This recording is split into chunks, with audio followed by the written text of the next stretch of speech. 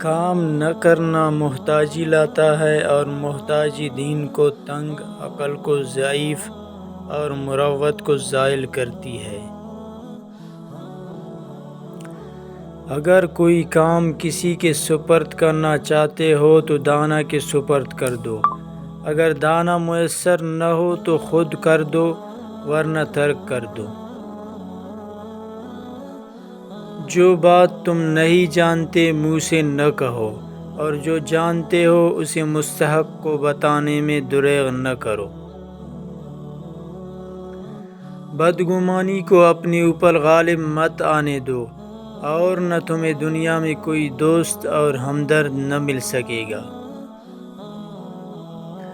جس طرح بارش خشک زمین کو زندہ کر دیتی ہے، اسی طرح صحبت علماء سے دل زندہ ہوتا ہے۔ صحت اللہ کی بڑی نعمت ہے، اس کی قدر کرو۔ نفس کی درستگی میں مصروف رہو، اس سے صفات بد کے بجائے صفات نیک پیدا ہوں گی۔ دوست سے راز کی بات مت کہو، ہو سکتا ہے کل وہ تمہارا دشمن بن جائے۔ جاہل لوگوں سے کم ملو، اور نہ وہ تجھے بھی جاہل بنا دیں گے۔ موت کو ہر وقت پیش نظر رکھو، اور مصائب دنیا کو سہل خیال کرو۔ عقل مندوں کی صحبت اختیار کرو، یہ ایک مشکل وقت میں تیری مدد کریں گے۔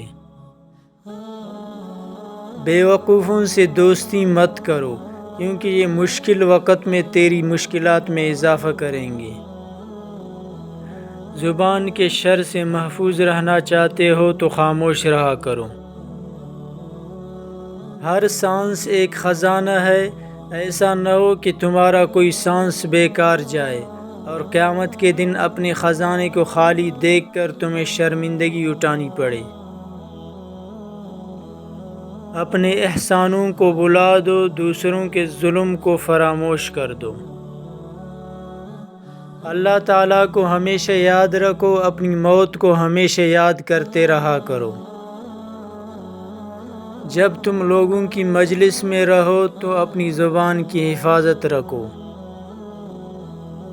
جب تم کسی غیر کے مکان میں رہو تو اپنی آنکھوں کی حفاظت کرو۔ حضرت لقمان حکیم نے فرمایا کہ میں نے 4000 نبیوں کی خدمت میں حاضری دی ہے، اور ان پیغمبروں کے مقدس کلام میں سے 8 باتوں کو میں نے چن کر یاد کر لیا ہے، جو یہ ہیں: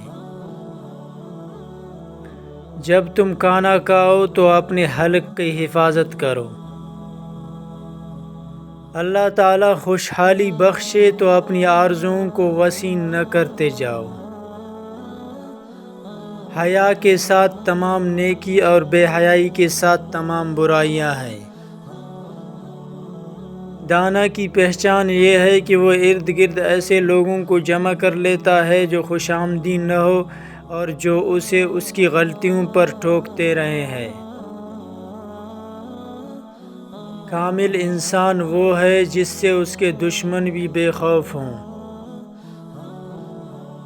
تمام عبادتوں سے زیادہ بہتر مظلوموں اور عاجزوں کی فریاد کو پہنچنا ہے۔